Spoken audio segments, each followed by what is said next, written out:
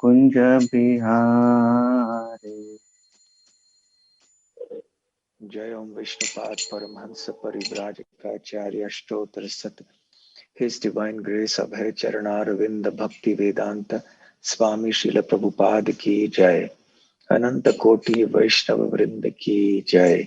श्री श्री राधा गोपीनाथ की जय। श्री श्री गिरिधर गोपाल की जय। श्री श्री गौर निताय की जय। ग्रंथराज श्रीमद् भागवतम की जय। निताय गौर प्रेमानंदे। समवेत भक्त वृंद की जय।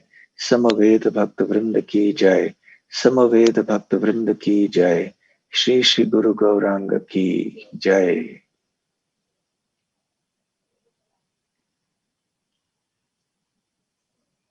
ओम नमो भगवते वासुदेवाय।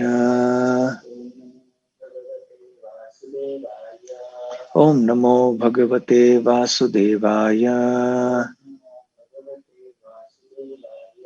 ओम नमो भगवते वासुदेवाय। नारायणं नमस्कृत्य नरं चैव नरोत्तमं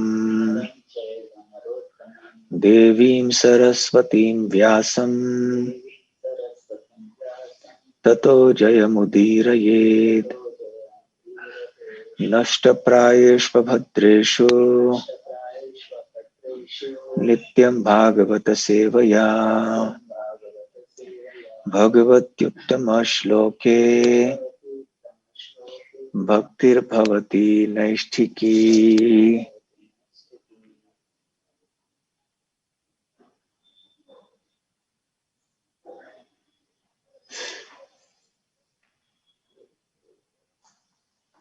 ग्रंथराज श्रीमद् भागवतम दशम स्कंद 12वां अध्याय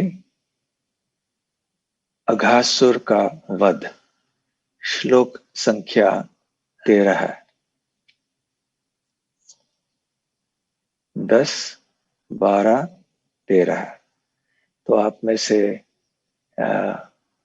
यदि किसी के पास ग्रंथराज श्रीमद् भागवतम है तो आप वो रख सकते हैं, खोल सकते हैं।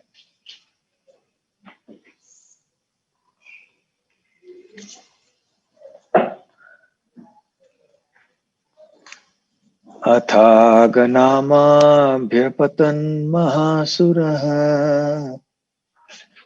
तेषां सुखक्रीडनवीक्षणाङ्क्षमः नित्यं यदन्तर्निजजीवितेप्सुभिः पीतामृतैरप्यमरैः प्रतीक्ष्यते।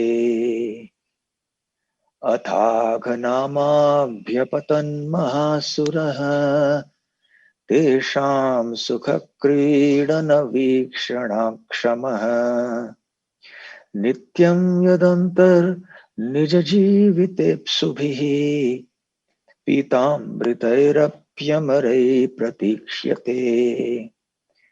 अथाघनामाभ्यपतन् महासुरः तेषां सुखक्रीडनवीक्षणाक्षमः नित्यं यदन्तर्निजजीवितेप्सुभिः पीतामृतैरप्यमरैः प्रतीक्ष्यते।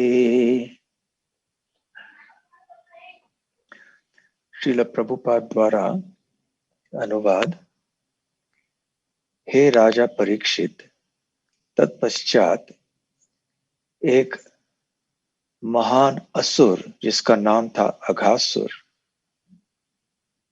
वहां पर प्रकट हुआ, जिसकी मृत्यु की प्रतीक्षा देवगण भी कर रहे थे। देवगण प्रतिदिन अमृत का पान करते थे, फिर भी वो इस बड़े असुर से घबराते थे और उसकी मृत्यु की प्रतीक्षा करते थे। इस असुर को ग्वाल बालों का दिव्य आनंद सहन नहीं हुआ।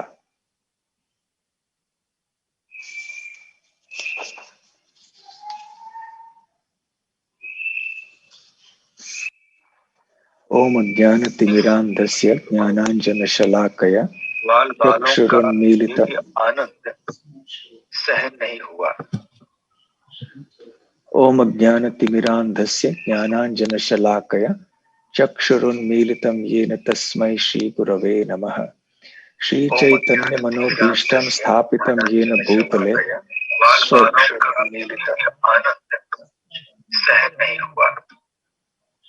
There is some echo coming. Is there some technical problem? Somebody can. Maharaj, sorry Maharaj, someone was unmuted.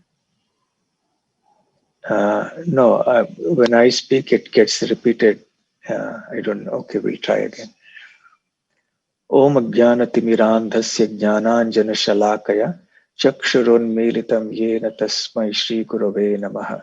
Shri Chaitanya Manobhishtam Sthapitam Yena Bhutale Swayam Rupa Kada Mahyam Dadati Svapadantikam Vande Ham Shri Guru Shri Yutapadakamalam Shri Gurun Vaishnavamscha Shri Rupam Sagrajatam सहगण रघुनाथान्वितं तं सजीवं साद्वैतं सावधूतं परिजन सहितं कृष्ण चैतन्य देवं श्री राधा कृष्ण पादां सहगण ललिता श्री विशाखान्वितांश्च नमो ओम विष्णुपादाय कृष्ण प्रेष्ठाय भूतले श्रीमते भक्ति वेदांत स्वामिन्निति नामिने नमस्ते सारस्वते देवे गौरवाणी प्रचारिणे निर्विशेष शून्यवादी पाश्चात्य देश तारिणे वांछा कल्पतरुभ्यश्च कृपा सिंधुभ्य एव च पतितानां पावनेभ्यो वैष्णवेभ्यो नमो नमः।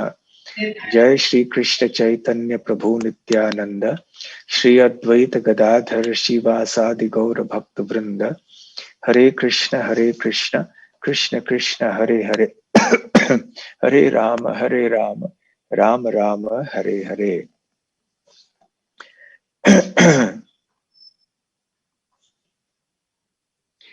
हरे कृष्णा। नवी मुंबई के भक्तों के साथ पुनः आने का मौका मुझे प्राप्त हुआ। इसके लिए मैं बहुत प्रसन्न हूँ। मुझे अभी तक याद है कई वर्ष पहले प्रत्यक्ष रूप से आपका संग प्राप्त हुआ था। मैं वहां आया था और आप सबके बीच में हम लोग सत्संग कर पाए थे। तो मुझे अच्छा लग रहा है कि फिर से आप सबका संग मुझे आज प्राप्त हो रहा है और वो भी इस कार्तिक महीने में। आशा करते हैं कि आप सबकी तबीयत सब ठीक है। कोरोना महामारी में आप सावधानी रख रहे हैं और साथ साथ में इस अवसर का पूरा लाभ उठा रहे हैं भक्ति में प्रगति करने के लिए। तो आज हम चर्चा करेंगे दशम स्कंद के 12वें अध्याय के 13वें श्लोक की।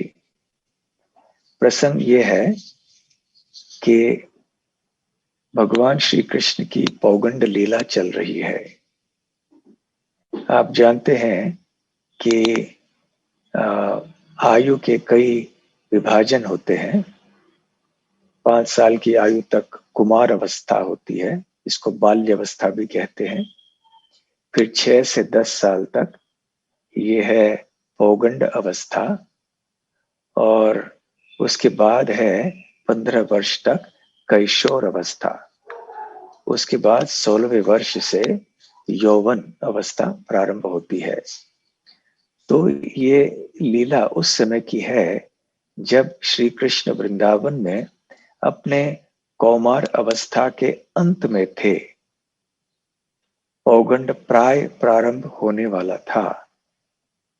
तो उस समय ये अघासुर वहां पर आया। अघ नाम का असुर जो बकासुर और पूतना का भाई था। तो वहां जब आया तो उसने देखा कि कितना दिव्य आनंद ये ले रहे हैं सारे बच्चे। श्री कृष्ण के साथ में कैसे क्रीड़ा कर रहे हैं, कैसे हंस रहे हैं, खेल रहे हैं। तो ये इनका आनंद देखकर सहन नहीं हुआ अघासुर को। असुरी वृत्ति ये होती है कि वो एक असुर दूसरों के सुख को सहन नहीं कर पाता है, दूसरों के दुख में आनंद लेता है, परंतु दूसरों का सुख सहन नहीं होता उसे। जिनकी प्रकृति या जिनका स्वभाव दिव्य होता है, उनके लिए विपरीत है। वो दूसरों का दुख नहीं देख पाते हैं और दूसरों के सुख में सुखी होते हैं। वास्तव में जब ये सुख सच्चा सुख होता है, संसारी सुख तो दुख ही है। तो वैष्णव जो होते हैं वो पर दुख दुखी होते हैं कि अन्यों के दुख से बहुत दुख प्राप्त करते हैं। परंतु अघासुर तो वैष्णव नहीं था। जब उसने देखा कि ये ग्वाल बाल श्री कृष्ण के साथ इस तरह से आनंदित अवस्था में है, तो उसके हृदय में बहुत ईर्ष्या उत्पन्न हुई। वैसे अघासुर जानता था कि श्री कृष्ण ही है जो कि उसके भाई बकासुर और बहन पूतना के वध का कारण। तो इसलिए वो चाह रहे थे कि किसी न किसी तरह से श्री कृष्ण की हत्या करनी ही करनी है मुझे। तो इस उद्देश्य को अपने हृदय में लेके यहाँ पर अघासुर आया था। तो इस अध्याय का प्रारंभ इस तरह से हो रहा है। शुकदेव गोस्वामी कहते हैं कि एक दिन प्रातः काल में श्री कृष्ण ने ये निर्णय लिया कि सुबह का जो प्रसाद नाश्ता होता है वो आज हम घर में नहीं लेंगे, आज हम वन में जाके मित्रों के साथ में लेंगे। तो प्रातः काल में उठकर फिर उन्होंने अपना बाजा बजाया, श्रृंग जिसको कहते हैं, और सारे ग्वाल बालों को उठाया, सारे बछड़ों को भी उठाया। हमें याद रखना है कि इस समय श्री कृष्ण वत्सों का देखभाल करते थे, वत्स चारण लीला करते थे, गोचारण लीला नहीं। तो ये वत्स चारण लीला हुई। तो यहाँ पर वत्स, जैसे पहले श्लोक में बताया गया है, विनिर्गतो वत्स पुरःसरो हरिः। वत्स पुरःसरः का मतलब है कि जितने भी वत्सों के दल थे अलग अलग, उनको सामने रखा और सामने रख के फिर हरि या श्री कृष्ण पीछे चल गए। तो फिर श्री कृष्ण ने जब अपने ग्वाल बालों को इकट्ठा किया और उनके अपने अपने बछड़े सारे आ गए, कुल मिला के लाखों की संख्या में हुए होंगे उस समय भी, कम से कम हजारों की संख्या में तो थे। तो उनको आगे रखा और फिर विनिर्गतः, फिर वो वृंदावन व्रजभूमि अर्थात गांव के बाहर आए, वन की ओर उन्होंने प्रस्थान किया। तो शुकदेव गोस्वामी कहते हैं, ते नैव साखम पृथुकाः सहस्रशः। तो उस समय श्री कृष्ण के साथ में पृथुकाः मतलब जो लड़के थे, ग्वाल बाल थे, साकम वो उनके साथ श्री कृष्ण के थे। कितने थे? सहस्रशः, मतलब हजारों हजारों की संख्या में वो लड़के थे। और उनके सामने उन्होंने ऐसे ही सहस्र उपरि संख्यया अन्वितान, तो अपने अपने जो बछड़े थे जिनकी संख्या हजारों में थी, उन्होंने अपने सामने रखी थी। तो कुल मिलाकर जो बछड़ों की संख्या बहुत बड़ी हो गई, ऐसे लग रहा था कि एक बछड़ों का समुद्र आगे चल रहा है। तो सारे बच्चे जो थे बहुत ही सुंदर थे और बच्चों के साथ में उनके प्रसाद की थैली थी, उनके छोटी छोटी बांसुरियां थी और छोटे छड़िए थी जिससे वो बछड़ों को नियंत्रित करते थे इत्यादि। तो ये एक दृश्य हमारे सामने शुकदेव गोस्वामी रख रहे हैं। हमारे अंतःकरण में हम ये कल्पना कर सकते हैं कि ये दृश्य कैसे हुआ होगा। हम याद कर सकते हैं अपने मन में सोच सकते हैं कि श्री कृष्ण इतने सारे बछड़ों के साथ, ग्वाल बालों के साथ बड़े आनंद से झूमते झूमते, नाचते गाते वो वन की ओर जा रहे हैं।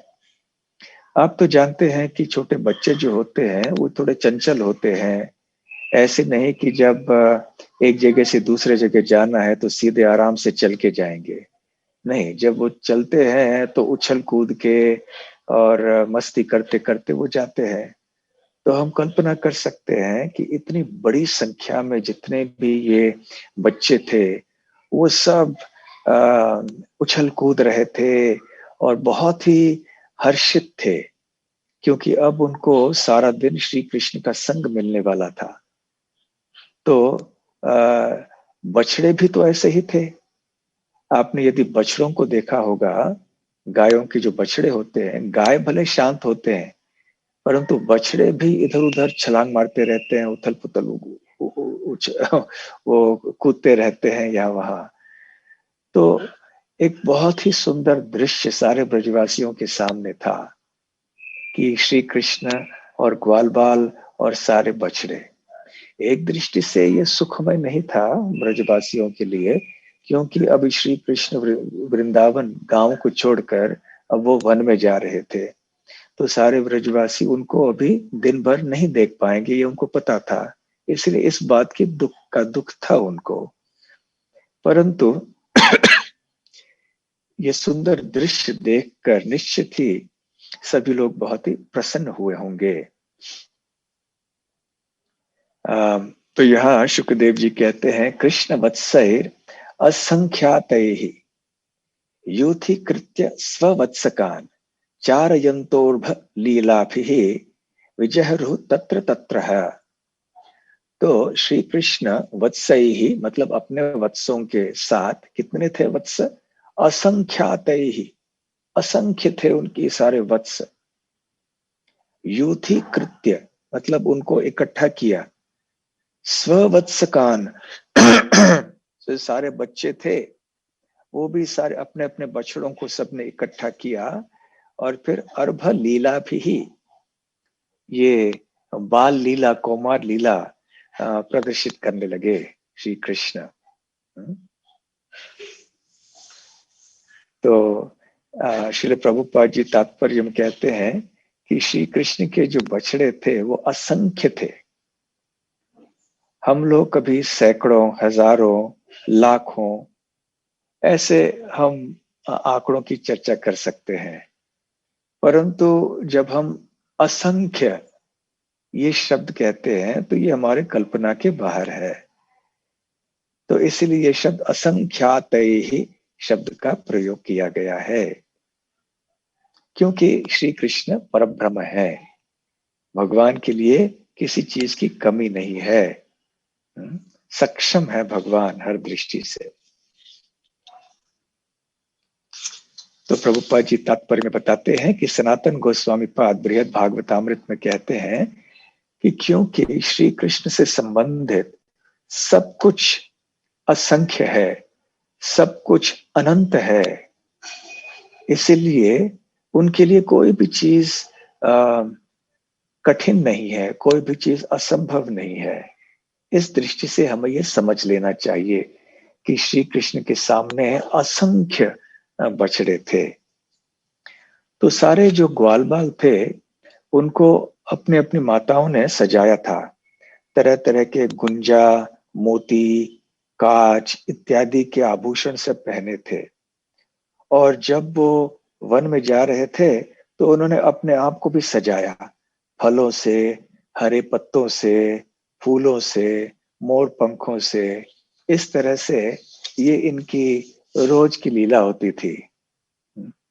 अपने आप को इस तरह से ये बच्चे सजाते थे और फिर किस तरह की क्रीड़ा करते थे। जैसे यहाँ छोटे बच्चे जब मिलते हैं तो आपस में बहुत नटखट होते हैं, मस्ती करते हैं। तो ये प्रवृत्तियां कहाँ से आती हैं? ये सब कृष्ण लीला से आती है मूलतः। यहाँ पे इसका विकृत प्रतिबिंब संसार में दिखाई पड़ता है, परंतु मूल रूप से ये भगवान के धाम में पाए जाते हैं। तो शुकदेव गोस्वामी कहते हैं कि ग्वाल बाल जो है एक दूसरे के प्रसाद के थैली चोरी कर लेते थे। जैसे बच्चे आपस में एक दूसरे के डब्बे इधर उधर कर देते हैं। और जब किसी लड़के को पता चलता कि उसकी प्रसाद की थैली या डब्बा जो है किसी दूसरे लड़के ने ले लिया है, तो वो अपने प्रसाद की थैली को पाने के लिए वो उस लड़के के पास जाता। तो वो दूसरा लड़का जो है किसी तीसरे लड़के को वो डब्बा दे देता। फिर ये बच्चा उस तीसरे लड़के के पास जाता, तो वो तीसरा लड़का किसी चौथे लड़के के पास दे देता था।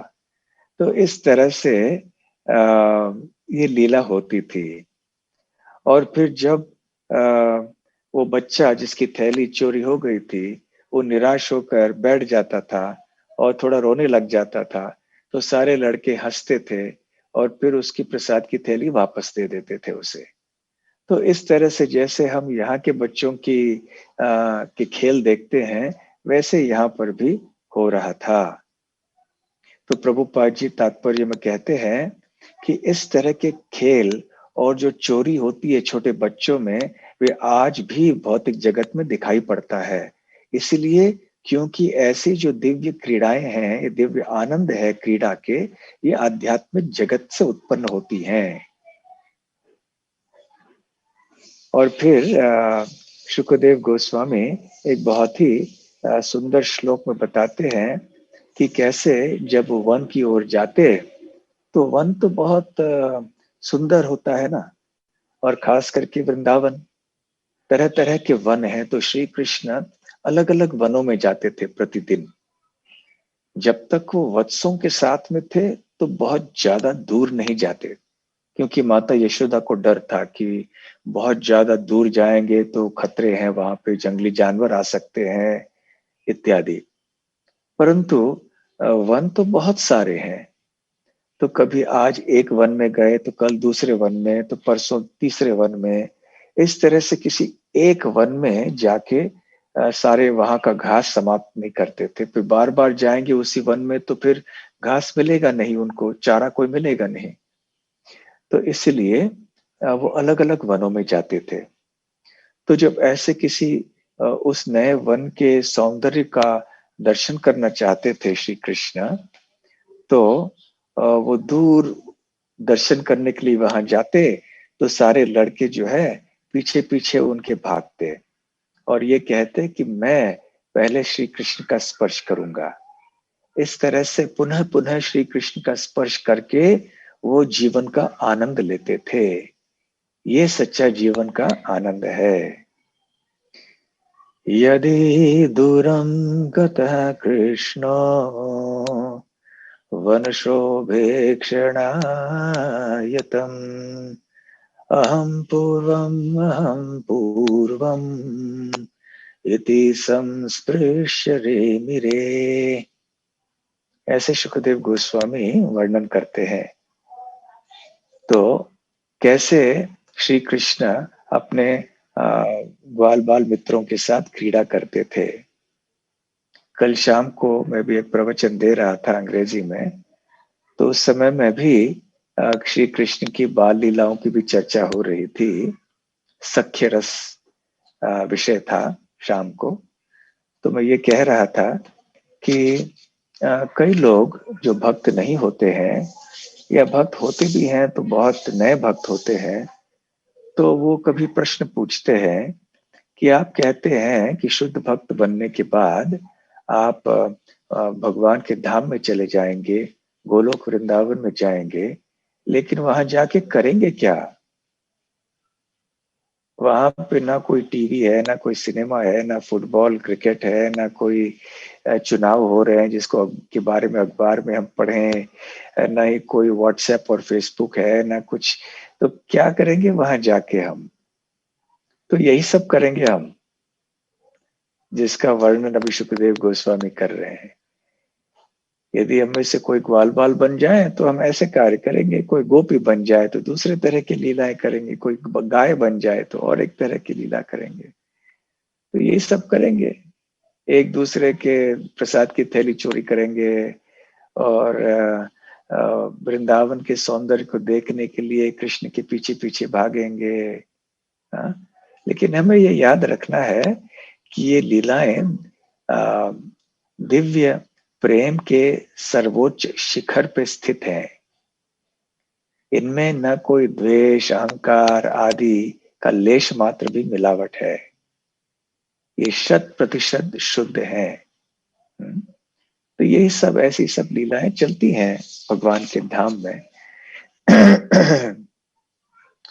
तो शुकदेव गोस्वामी आगे कहते हैं, केचित वेणुन वादयन्तः।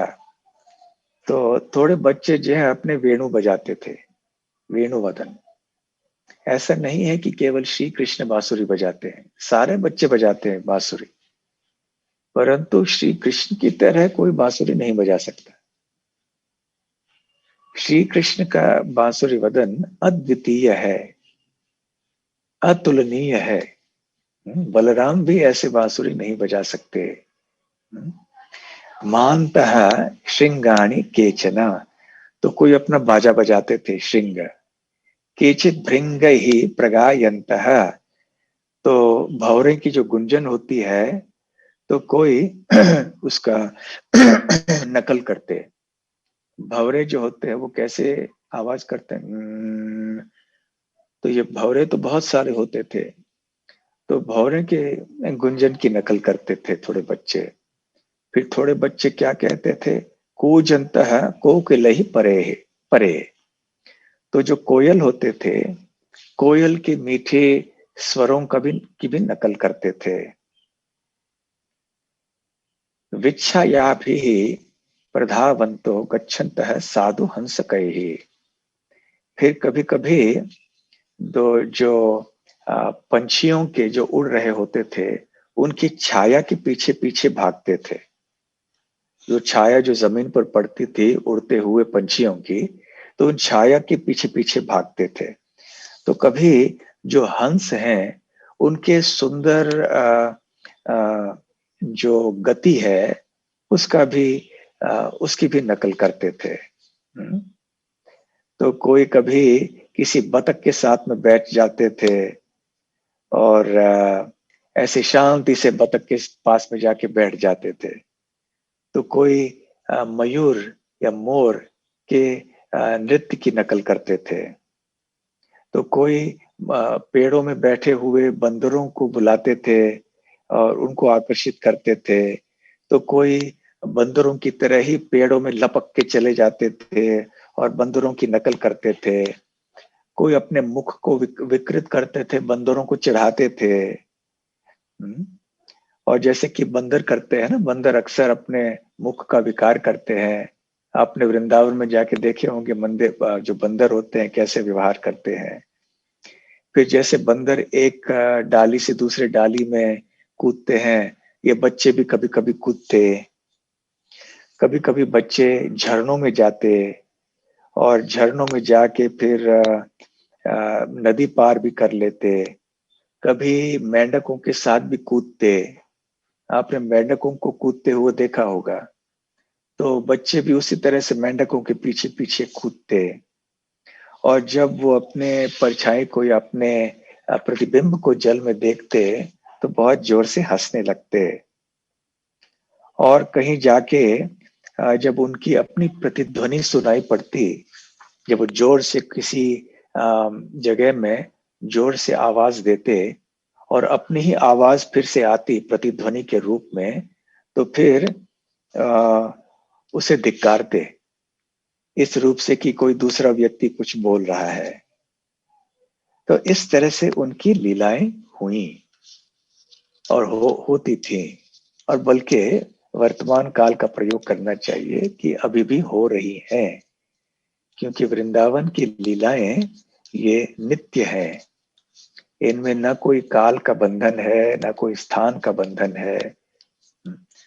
और इसके बाद शुकदेव गोस्वामी एक बहुत महत्वपूर्ण श्लोक कहते हैं, इत्थं सतां ब्रह्म सुखानुभूत्या दास्यं गतानां परदैवतेन मायाश्रितानां नरदारकेण साकं विजहरो कृत पुण्य पुंजाः। तो कोई ऐसे सताम साधु होते हैं जो कि ब्रह्म सुख प्राप्त करना चाहते हैं, निराकार ब्रह्म की उपासना में ही वो आनंद लेते हैं। तो वो श्री कृष्ण को ये निराकार ब्रह्म समझते हैं, परम सत्य को यही समझते हैं। दास्यम गता नाम पर दैवतेन। तो कोई ऐसे होते हैं जिनका दास्य भाव होता है, वो भगवान कृष्ण को अपना प्रभु मानते हैं और भगवान की सेवा करते हैं। तो ये उनका संबंध है श्री कृष्ण के प्रति, दास और प्रभु का। माया श्रिता नाम नरदारकेण, कि जो माया के चंगुल में फंसे हुए होते हैं, वो सोचते हैं कि ये जो कृष्ण है ये केवल एक साधारण मनुष्य है, भगवान नहीं है, ये केवल एक बच्चा है साधारण।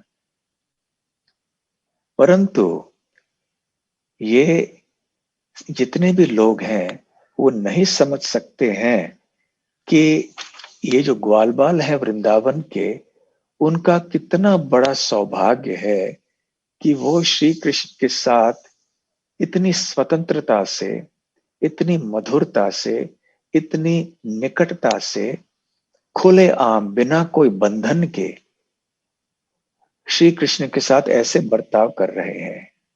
इस तरह की लीलाओं में वो शामिल हो रहे हैं।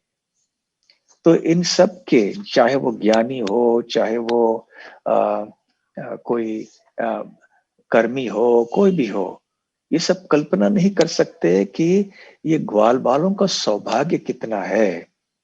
और पूर्व जन्मों में, न जाने कितने पूर्व जन्मों में उन्होंने कितने ढेर सारे ऐसे भक्ति से संबंधित पुण्य कार्य किए होंगे, किस तरह की पूंजी प्राप्त की होगी उन्होंने ऐसे भक्ति के कार्यों की, कि आज उन्हें यह सौभाग्य प्राप्त हो रहा है। सुखदेव गोस्वामी कहते हैं कि योगी जन जो होते हैं बड़े बड़े तपस्या करते हैं, यम नियम आसन प्राणायाम आदि सब करते हैं और अपने मन को भी नियंत्रित करते हैं, परंतु वो इस योग्य नहीं बनते कि श्री कृष्ण के चरण कमलों के रज का एक भी कण वो बन जाए। तो फिर वृंदावन के जो निवासी हैं उनके सौभाग्य का क्या कहना, जो कि श्री कृष्ण के आमने सामने थे। और उसके बाद ये 13वें श्लोक को कहते हैं सुखदेव गोस्वामी, जिसका पठन करके हमने आज के प्रवचन को प्रारंभ किया, कि ये पृष्ठभूमि है अघासुर के वहां पे आने के पीछे।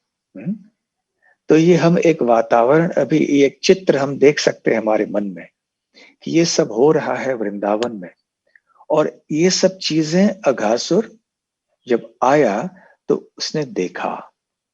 जब अघासुर ने ये सब देखा तो पहले ही उसके मन में बहुत घृणा और ईर्ष्या थी, क्रोध था श्री कृष्ण के प्रति, कि श्री कृष्ण ने मेरे भाई और बहन की हत्या की।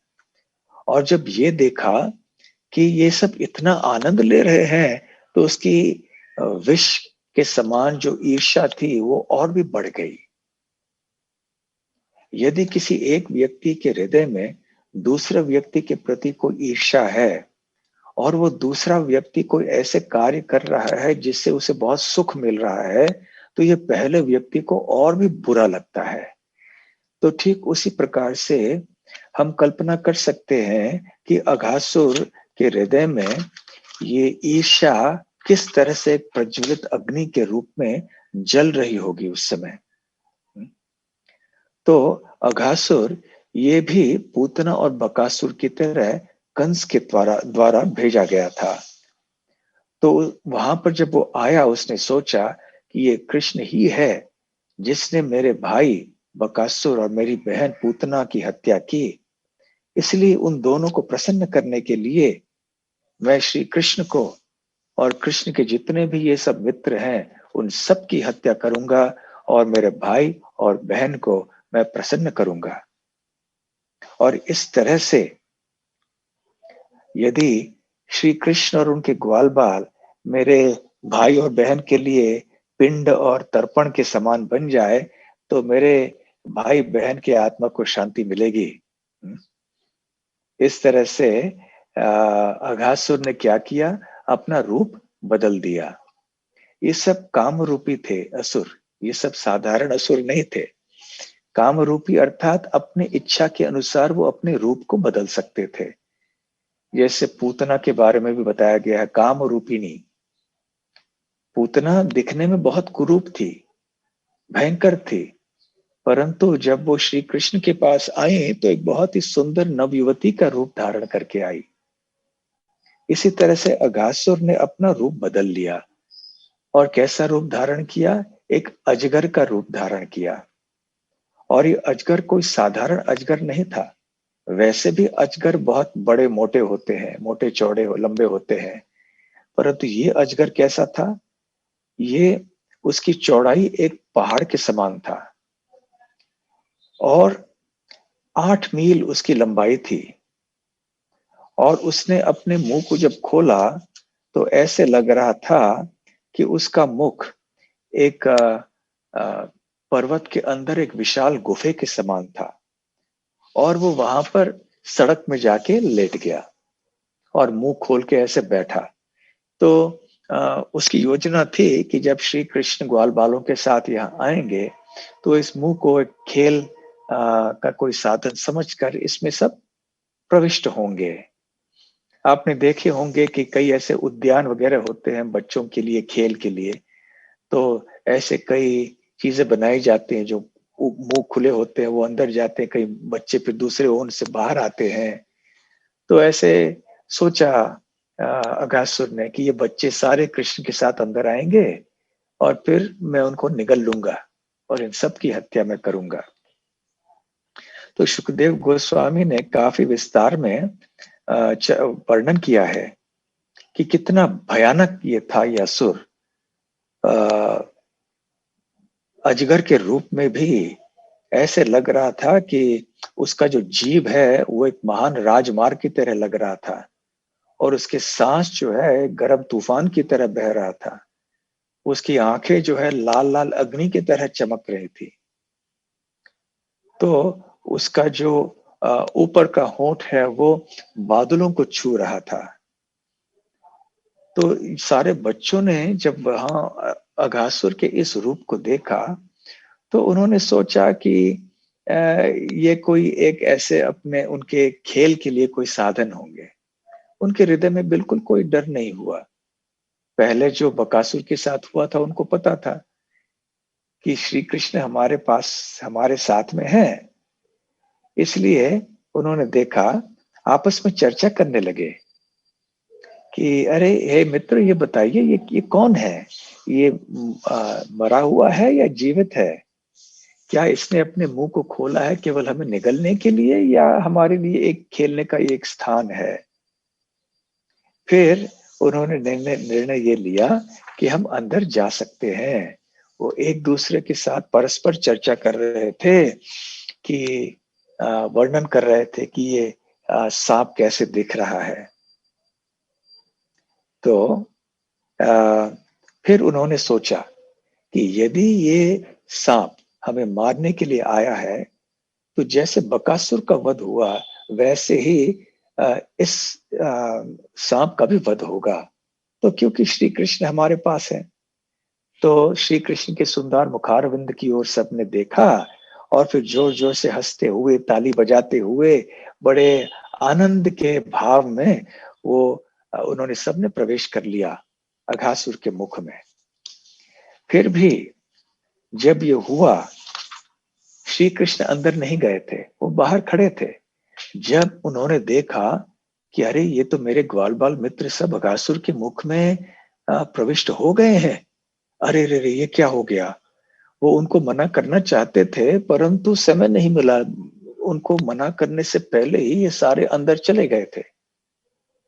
तो श्री कृष्ण सोच रहे थे कि अब क्या किया जाए, कैसे उनको रोका जाए। जैसे ही श्री कृष्ण इस तरह से सोच रहे थे, एक के बाद एक सारे बच्चे अंदर चले गए, परंतु अघासुर ने उनको निगल नहीं लिया, क्योंकि अघासुर श्री कृष्ण की राह देख रहा था केवल ग्वाल बालों की हत्या करने से अघासुर का उद्देश्य पूर्ण नहीं हो पाता। इसलिए वो सोच रहा था कि कैसे कब श्री कृष्ण मेरे मुख में प्रविष्ट होंगे। तो श्री कृष्ण के लिए असहनीय था अपने मित्रों से दूर होना। जिस प्रकार से श्री कृष्ण के मित्र श्री कृष्ण से विरह को तनिक भी सहन नहीं कर सकते थे, एक क्षण के लिए भी नहीं, उसी तरह से श्री कृष्ण भी अपने मित्रों से दूर नहीं होना चाहते थे।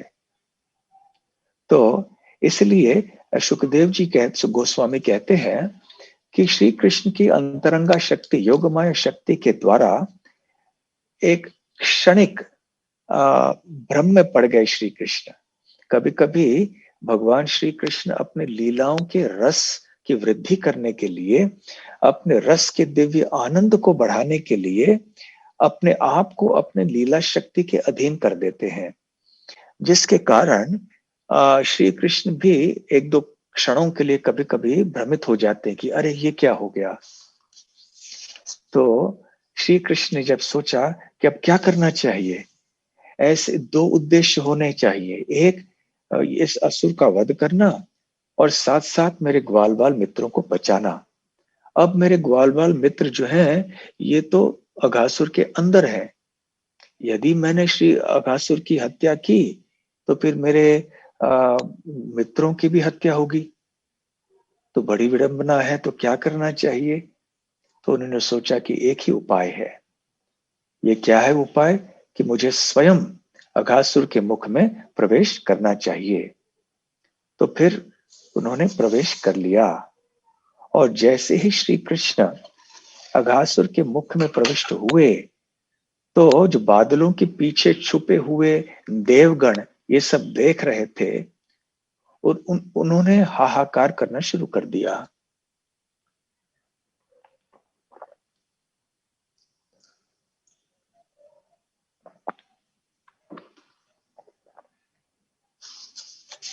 वो तो बहुत चिंतित हो गए, वो स्वयं घबराते थे अघासुर से, और अब देखा कि श्री कृष्ण भी अंदर चले गए तो बहुत घबरा गए, चिंतित हो गए।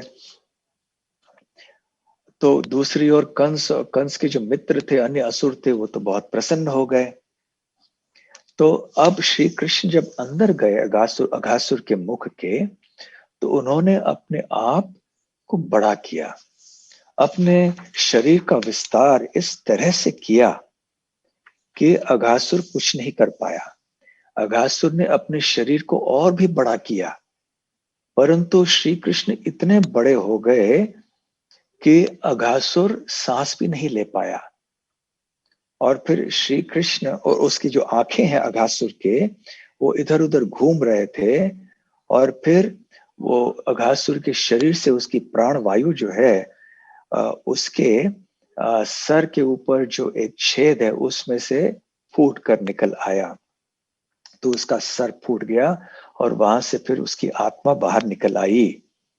और सुखदेव गोस्वामी एक अद्भुत दृश्य का वर्णन करते हैं कि जब अघासुर की आत्मा उसके शरीर से बाहर निकली सर के अंदर एक छेद से, तो श्री कृष्ण ने सारे ग्वालों को और ग्वाल बाल मित्रों को और बछड़ों को पुनः जीवित कर दिया। परंतु ये जो आत्मा है अघासुर की, वो बहुत ही तेजस्वी था, प्रकाशमान था, और हर दिशा में आ, इसकी रोशनी फैल रही थी, प्रकाश फैल रहा था। और थोड़े समय के लिए ये वैसे ही उस शरीर के ऊपर रहा। सबने, सारे बच्चों ने देखा, और फिर ये अघासुर की आत्मा आके सीधे अंदर आ गई, श्री कृष्ण के शरीर के अंदर प्रविष्ट हो गई। इसे सायुज्य मुक्ति कहते हैं। सायुज्य मुक्ति अर्थात भगवान में लीन होना। तो दो प्रकार के सायुज्य मुक्ति होते हैं। एक, भगवान श्री कृष्ण की निराकार ब्रह्म ज्योति में लीन होना, और दूसरे प्रकार की सायुज्य मुक्ति है भगवान श्री कृष्ण के दिव्य शरीर में लीन होना। तो अघासुर को इस तरह से ये सायुज्य मुक्ति प्राप्त हुई।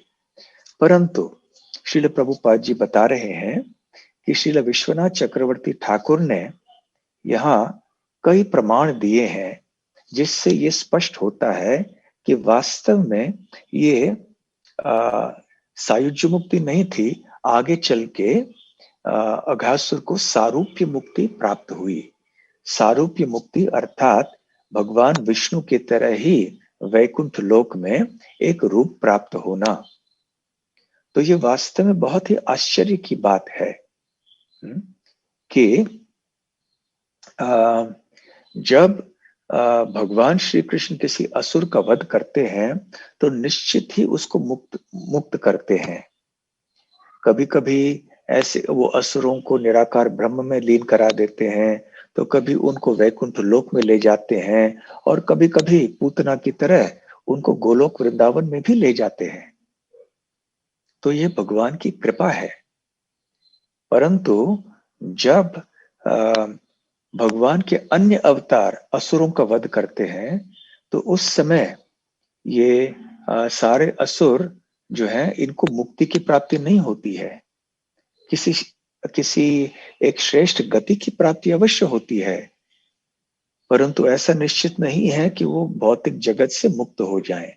परंतु श्री कृष्ण जब किसी असुर की हत्या करते हैं तो निश्चित ही वो असुर मुक्त हो जाता है। तो यहाँ पर प्रभुपाद जी इस 33वें श्लोक के तात्पर्य में विस्तार में समझाते हैं कि वास्तव में अघासुर को ये सारूप्य मुक्ति मिली, और ये श्री कृष्ण की कृपा का एक प्रमाण है, एक उदाहरण है।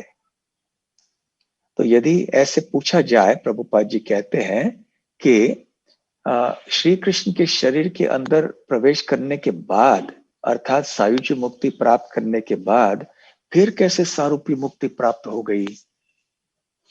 तो प्रभुपाद जी कहते हैं इसका उत्तर ये है कि ये इसी के समान है जैसे जय और विजय जिन्होंने 3 जन्म लिए और 3 जन्म के बाद फिर उनको सारूप्य मुक्ति प्राप्त हो गई, ठीक उसी तरह से अघासुर को भी ऐसी ही मुक्ति प्राप्त हो गई। तो इसके बाद सारे जो देवता है वो बहुत ही प्रसन्न हुए और अपने अपने नंदन कानन से फूलों की वृष्टि करने लगे और अप्सराएं नृत्य करने लगी, गंधर्व गीत गाने लगे, तरह तरह के वाद्य बजने लगे, और ब्राह्मण जो हैं उन्होंने वैदिक मंत्रों का पठन शुरू किया। इस तरह से एक बहुत ही आनंद का वातावरण सारे ब्रह्मांड में फैल गया, क्योंकि ये भयंकर असुर अघासुर का वध अब हो चुका था। तो जब ब्रह्मा जी ने देखा और सुना कि यहाँ ये जय जयकार हो रहा है, तो उनकी भी उत्सुकता हुई देखने के लिए कि क्या हो रहा है। जैसे हम जहाँ रह रहे हैं, यदि सड़क पे नीचे कोई अचानक बहुत सारी आवाजें सुनाई दी तो हम खिड़की में जाएंगे ना देखने के लिए कि क्या हो रहा है, भाई क्या हो रहा है, नीचे क्या है। तो ठीक उसी तरह से ब्रह्मा जी ने देखा, अरे ये क्या हो रहा है, सारे स्वर्ग लोक में सब नाच रहे हैं, गा रहे हैं, वाद्य बजा रहे हैं, क्या हुआ। तो फिर उनको पता चला कि क्या हो गया है। और श्री कृष्ण का जब इस तरह से उन्होंने गुणगान सुना और देखा तो बिल्कुल आश्चर्यचकित हो गए। दृष्ट्वा मही ईशस्य जगाम विस्मयम। दृष्ट्वा, जब ब्रह्मा जी ने देखा, मही इस तरह का गुणगान, ईशस्य श्री कृष्ण का, जगाम विस्मयम वो विस्मित हो गए, आश्चर्यचकित हो गए वो। तो और उसके बाद अघासुर का शरीर वहीं पे पड़ा रहा काफी लंबे समय तक, और फिर वो सूखने लगा, और फिर वो एक क्रीड़ा का स्थान बन गया, एक पर्यटन के लिए एक स्थान बन गया। तो कई ब्रजवासीगण भी आते थे देखने के लिए, देखो ये कैसे महान असुर यहाँ पे आया था। और इस तरह इस लीला के बाद ये लीला तब हुई जब श्री कृष्ण 5 वर्ष के आयु के थे। परंतु इस लीला का खुलासा, इस रहस्य का खुलासा 1 वर्ष बाद हुआ, जब श्री कृष्ण पौगंड अवस्था में प्रविष्ट हो चुके थे। तो ऐसा क्यों हुआ? जब कोई लीला आज हुई है तो 1 साल बाद में ग्वाल बाल जाके ब्रजवासियों से कहें कि ये लीला आज हुई, ये ऐसे कैसे हुआ? तो परीक्षित महाराज का ये प्रश्न था और फिर शुकदेव गोस्वामी उसका उत्तर देंगे, परंतु ये उत्तर आने वाले अध्यायों में प्राप्त होगा और इसका उत्तर वो ब्रह्म विमोहन लीला के वर्णन के द्वारा करेंगे। जिस श्लोक का पठन हमने प्रारंभ में किया इस श्लोक के, जिससे कि प्रवचन की शुरुआत की, उसके तात्पर्य में बहुत सुंदर तात्पर्य है। श्रील प्रभुपाद जी पूछते हैं कि हम कहते हैं कि हम ऐसे पूछ सकते हैं कि जब श्री कृष्ण और अपने ग्वाल बाल मित्र इतने सुंदर सुंदर लीलाएं कर रहे थे, तो ऐसे एक असुर कैसे आके इसमें रुकावट डाल सकता है?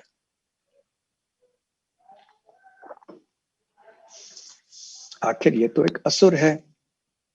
भगवान की लीला में विघ्न डालने की शक्ति कैसे हो सकती है किसी असुर की? तो पहली बात तो यह है कि यह भी एक लीला ही है, श्री कृष्ण की लीला के रस को बढ़ाने के लिए। परंतु यहाँ पर श्रील प्रभुपाद जी कहते हैं कि श्रील विश्वनाथ चक्रवर्ती ठाकुर इस प्रश्न का उत्तर इस प्रकार से देते हैं कि यद्यपि श्री कृष्ण और उनके ग्वाल बाल मित्रों की दिव्य लीलाएं रोकी नहीं जा सकती थी, परंतु यदि ये इन लीलाओं को रोकते नहीं तो फिर वो आगे चल के अपना भोजन या अपना प्रसाद नहीं पा सकते थे। इसलिए उनको भोजन पाने का जब समय हुआ तो किसी न किसी तरह से उनके खेल को रोकना अनिवार्य था। तो ऐसे कोई न कोई असुर आ जाता था उस समय, भोजन के समय। फिर कृष्ण असुर का वध करते थे और फिर सब लोग बैठ के अपना प्रसाद लेते थे, बाद में श्री कृष्ण का गुणगान करते थे। तो प्रभुपाद जी यहाँ पे कहते हैं कि इसी प्रकार की विविधता जो है ये आनंद की जननी है। एक ही चीज हम दिन भर करते रहें, प्रतिदिन करते रहें तो हम ऊब जाएंगे, परंतु हमारे कार्यों में, हमारे स्थान में थोड़ी विविधता चाहिए। एक ही व्यक्ति के साथ दिन भर, प्रतिदिन, सालों साल तक करते रहें, वही कार्य करते रहें तो उतना आनंद नहीं आता है। परंतु हम अलग अलग व्यक्तियों का संग करें, अलग अलग कार्य करें, अलग अलग स्थानों में जाएं तो फिर आनंद की वृद्धि होती है। तो इसलिए भगवान श्री कृष्ण की लीलाओं में भी विविधता लाने के लिए और ग्वाल बालों को सही समय पर अपना प्रसाद दिलाने के लिए ये भगवान की योजना से ये असुर प्रतिदिन आया करते थे। एक दिन अघासुर आया तो दूसरे दिन कोई दूसरा असुर आया। तो प्राय प्रतिदिन ऐसे कोई ना कोई असुर आते थे। यहाँ पर श्री कृष्ण ने, शुकदेव गोस्वामी ने केवल ऐसे महत्वपूर्ण या गिने चुने असुरों का वर्णन किया है श्रीमद् भागवत में। वैसे तो बहुत सारे अन्य असुर भी आए होंगे वहां पर। इस तरह से ये 12वें अध्याय का, दशम स्कंद के 12वें अध्याय का वर्णन हमने करने का प्रयास आज किया आपके सामने। इस कार्तिक महीने में ऐसे वृंदावन की लीलाओं को सुनना बहुत ही अच्छा है। तो बहुत बहुत धन्यवाद आप सबको। हरे कृष्णा। श्रील प्रभुपाद की जय। धन्यवाद महाराज। कृष्ण जय। धन्यवाद महाराज। आपका सुंदर कथा सबको पसंद आया। महाराज, ये 2 प्रश्न है, मैं आपको पहले प्रश्न पूछना चाहता हूँ। एक भक्त पूछ रहे कि अभी पैंडेमिक चल रहा है, महामारी, इसके कारण जो सब डिवोटीज मंदिर नहीं आ पा रहे हैं, तो मंदिर में बैठकर कथा सुनना, उसका एक जो एक्सपीरियंस है, वो एक्सपीरियंस अभी कुछ महीनों से, 6-7 महीने से अभी ऑनलाइन एक्सपीरियंस हो रहा है कथा सुनने का। तो बिल्कुल मंदिर में जैसे कथा सुनते उतना तो अनुभव हो नहीं पा रहा है, लेकिन कितना हम अपने घर में ऐसे कुछ परिस्थिति बनाए कि हम ज्यादा से ज्यादा एब्जॉर्ब हो जाए उस कथा में, इसके बारे में प्रश्न आया कि how we can become more absorb while hearing only. Thank you. देखिए, कम से कम इतना तो हम कर पा रहे हैं। इंटरनेट के द्वारा तो हम प्रवचन सुन पा रहे हैं, भक्तों का संग प्राप्त कर पा रहे हैं। ये सब नहीं होता तो ये भी हम नहीं कर पाते। हम केवल अपने अपने घरों में रह जाते और हमको बिल्कुल कोई संग नहीं मिलता। अभी तो कम से कम इंटरनेट के माध्यम से संग तो मिल रहा है हमें। और वैसे देखा जाए तो प्रत्यक्ष भक्तों के संग में आके बैठ के सुनना यही श्रेष्ठ है। परंतु जब ये संभव नहीं है तो इस तरह का इंटरनेट के द्वारा संग प्राप्त करना भी अच्छा है। परंतु हमें ये भी देखना चाहिए, यदि हमें वही गंभीरता चाहिए, वही लाभ चाहिए श्रवण का, जो हमें मंदिर में जाके बैठ के सुनने में प्राप्त होता है, तो हमें वही एक शिष्टाचार का, वही एक संयम का पालन करना चाहिए। जब हम इंटरनेट के या कंप्यूटर के सामने या फोन के सामने बैठे हुए हैं प्रवचन सुनते समय, तो हमें सोचना चाहिए कि हम मंदिर में बैठ के सुन रहे हैं। तो जैसा हमारा व्यवहार मंदिर में बैठ के हुआ होता, वैसे ही घर में कंप्यूटर या फोन के सामने बैठ के प्रवचन सुनते समय ही होना चाहिए। जब हम मंदिर में बैठेंगे तो हम मंदिर में बैठे प्रवचन सुन रहे हैं, तो हम पैर फैला के नहीं बैठेंगे, हम सोएंगे नहीं, हम कुछ खाएंगे नहीं, हम हमारे कपड़े भी सही होंगे, है ना? क्योंकि सब लोग हमको देख रहे हैं ना, वीडियो में सब लोग देख रहे हैं। तो ऐसा नहीं कि हम लोग प्रवचन दे, कई में देखा जूम कॉल, जब कभी तो कितने हो रहे हैं जूम कॉल, तो वीडियो में कई लोग प्रवचन सुनते सुनते कोई भोजन ले रहे हैं, प्रसाद पा रहे हैं, तो कोई दूसरों से इशारों से कोई बात कर रहे हैं, तो कोई ऐसे बस बिना कमीज के बैठे हैं, तो कोई पैर फैला के बैठे हैं। इस तरह से कोई इधर उधर जाते हैं, आते जाते हैं। तो यदि हमें वही लाभ चाहिए जो मंदिर में बैठ के भक्तों के संग में भागवत श्रवण करने में मिलता है, तो हमें उसी गंभीरता को स्वीकार करना चाहिए। यहाँ पर भी इसको हल्का नहीं लेना चाहिए। ये नहीं सोचना चाहिए कि हम अपने घर में बैठे हैं ना, तो चलो यहाँ पे थोड़ा आराम से हम सुन लेंगे। नहीं, जैसे मंदिर में बैठ के सुनते हैं, वैसे घर में भी बैठ के या आश्रम में बैठ के भी हमें एक स्थान में बैठ के सुनना चाहिए। ठीक है? धन्यवाद महाराज। एक प्रश्न है कि आध्यात्मिक जगत में ये जो भौतिक जगत देखते हैं हम, भय, मात्सर्यता, क्रोध, क्या ये इमोशंस आध्यात्मिक जगत में नहीं होता महाराज? होते हैं, परंतु अपने शुद्ध मूल रूप में। ईर्ष्या नहीं होती है, ईर्ष्या भी होती है जैसे चंद्रावली और राधा रानी इत्यादि, परंतु वो सब दिव्य प्रेम पर आधारित है। उनमें कोई नकारात्मकता नहीं रहती है, नेगेटिविटी, नकारात्मकता नहीं रहती है उसमें। ये सब केवल दिव्य विविधता है, रस रस का वर्धन करने के लिए, रस को और भी मीठा करने के लिए। धन्यवाद महाराज। एक प्रश्न ऐसा है कि हम भागवत में सुनते हैं कि गोलोक वृंदावन में अनगिनत गाय, अनगिनत गोप गोपियां है, मिलियंस बिलियंस ऐसा नंबर सुनते हैं हम कभी। जैसे कहा है कि भागवत में कि जब इतने सारे गाय है कि पूरा ब्रजभूमि हमेशा गाय के जो दूध से पूरा गीला होता है जमीन, और इतने सारे गोप ग्वाल है, तो इस पर कैसे हम श्रद्धा रख सकते हैं? इस पे इतने सारे लोग ऐसे कैसे रह सकते हैं एक ब्रजभूमि में? ये प्रश्न है। जैसे प्रवचन के समय मैंने प्रभुपाद जी के तात्पर्य से पढ़ा था कि सनातन गोस्वामी अपने बृहद भागवतामृत में कहते हैं कि जिस प्रकार से श्री कृष्ण असीमित हैं, उनकी शक्ति की कोई सीमा नहीं है, उनकी योग्यता, क्षमता या अन्य कोई भी उनसे जो संबंधित गुण है उसकी कोई सीमा नहीं है। तो उसी प्रकार से उनका धाम भी इतना विशाल है कि इसकी भी कोई सीमा नहीं है।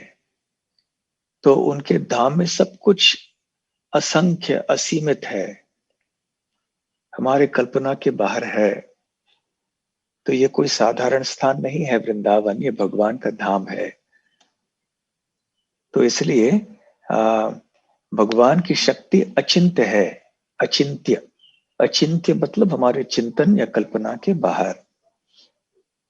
इसलिए ये श्रद्धा की बात है। जब हम बार बार ऐसे श्रवण करेंगे वैसे वैसे हमारी ये श्रद्धा बढ़ेगी। धन्यवाद महाराज, बड़ा अच्छा आंसर दिया आपने। एक प्रश्न आया भक्तों के द्वारा कि गृहस्थ आश्रम में हम सब रह रहे हैं यहाँ पर नवी मुंबई में, तो किस प्रकार से हमें गृहस्थ आश्रम में सिंसियरिटी और सीरियस बनना चाहिए, और जैसे परम पूज्य रामनाथ महाराज कहते हैं प्रवचन में, विदाउट अल्टीरियर मोटिव्स, कोई और इच्छाएं, भौतिक इच्छा न रखते हुए। तो क्या आप थोड़ा मार्गदर्शन दे सकते हैं उसके बारे में? जैसे हमें आदेश मिले हैं महाराज जी से, वैसे उनका आदेशों का पालन करना है बस। जैसे कि प्रभुपाद जी कहा करते थे, बार बार नए चीजों के आविष्कार करने की आवश्यकता नहीं है। सत्य जो है वो वही है, वैसे है जैसे है वैसे ही बस रहे, और ये पर्याप्त है हम सबके लिए। तो जो भी हमने आदेश सुने हैं आज तक, बस उन्हीं को करते रहना है, और कोई नया उत्तर इसमें नहीं है। थैंक यू महाराज। एक लास्ट महाराज प्रश्न पूछ सकता हूँ मैं महाराज? बिल्कुल। धन्यवाद। एक प्रश्न ऐसा है कि हमारे जीवन काल में अलग अलग घटनाएं होती है हमारे जीवन में, जैसे कुछ बुरी घटनाएं होती है, तो उस समय उस घटना जब के दौरान हमारा जीवन चलता है, तो उस घटना को कैसे लेना चाहिए कि ये भगवान कृपा है कि हमारा ये पुराना कुछ कर्म आया है, और किस प्रकार से भक्ति को दृढ़ता से हमें निभाना चाहिए उस समय, कैसे प्रश्न है।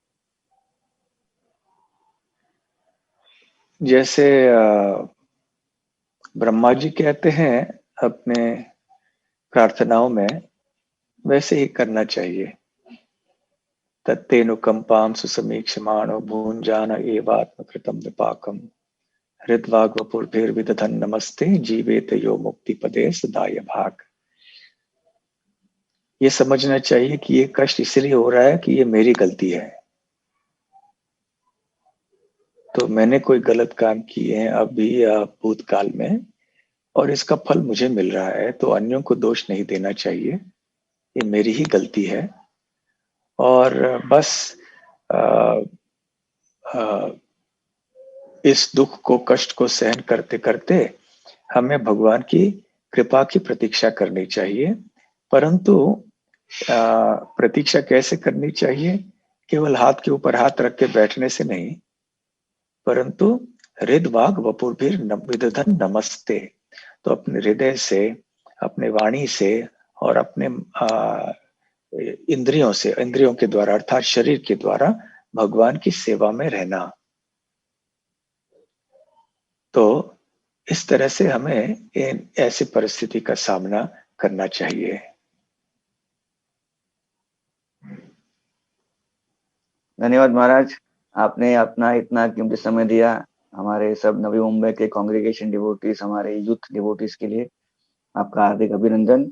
आपका हमेशा समय में देखता हूँ कि आप कितने बार सब जगह पर आपका लाइव प्रोग्राम चलता रहता है। आप काफी बिजी है, लेकिन हमारे छोटे कांग्रेगेशन के लिए आपने इतना अपना कीमती समय दिया। आपका हार्दिक अभिनंदन करते हैं। हम सारे डिवोटी से प्रार्थना करते हैं, जहाँ पर भी आप बैठे हो, आप कृपया अपने दोनों हाथ ऊपर कीजिए और महाराज के लिए 3 बार हरि बोल बोलिए। हरि बोल, हरि बोल, हरि बोल। और मैं हरे सत्य गोपीनाथ कृष्णा प्रभु, बलदेव प्रभु। थैंक यू, सत्य गोपीनाथ प्रभु से भी मैं निवेदन करता हूँ, उनके कृपा से हमारे पूरे जो आज का प्रवचन हुआ भक्ति रसामृत महाराज का, ये पूरा लाइव गया है। तो ये लाइव तो नवी मुंबई के लिए था, लेकिन काफी बॉम्बे के डिवोटीज भी इसे देखते हैं। यस महाराज, आप कुछ बोल रहे थे? नहीं, बस ऐसे धन्यवाद कि मुझे सेवा का कुछ मौका दिया आप सबने, इसीलिए। धन्यवाद सत्य गोपीनाथ प्रभु, थैंक यू।